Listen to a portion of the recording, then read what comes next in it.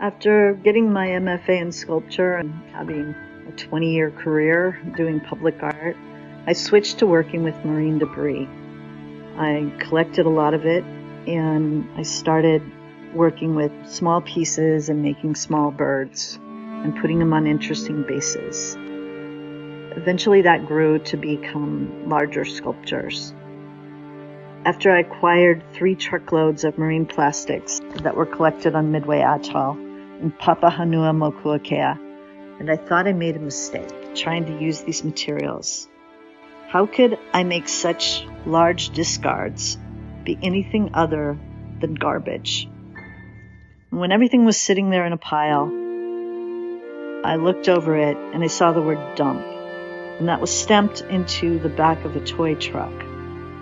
And then I saw a kid's baseball bat etched with the words Changemaker, and I knew I had to try.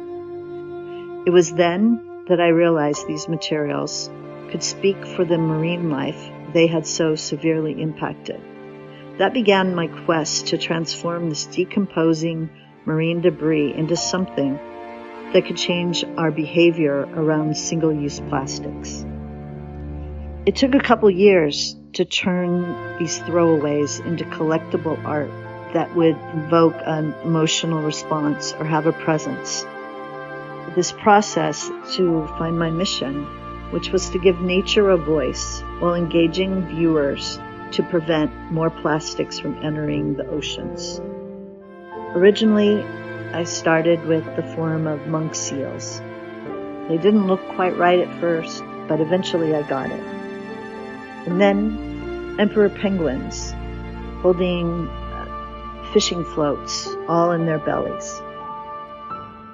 And then polar bears, and I was able to put the marine debris inside the netting so that these bears would act as holders of this marine debris.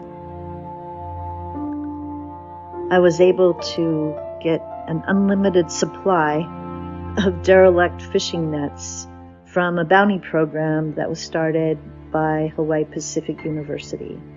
And the nets that the fishers had found out at sea weren't nets from Hawaii's fishers.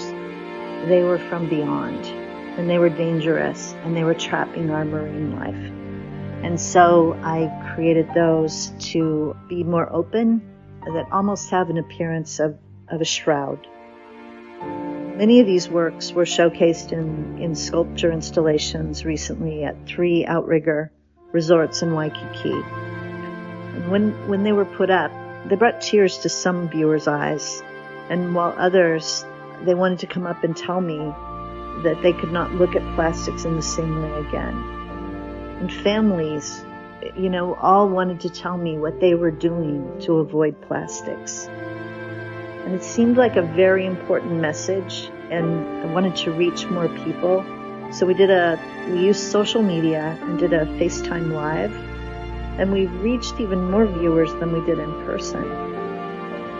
So along this journey, I've aligned with marine scientists and college and university ocean departments, in addition to other experts that have done research or written about the global impact of marine plastics on our environment and the rest of the world. Originally, I started wanting to show how far the plastics have gone, but the plastics are everywhere. They're in our bodies, they're in our food chain, they're even in the clouds now. It's really about prevention, and it's about our behavior and our choice. And I hope we choose wisely.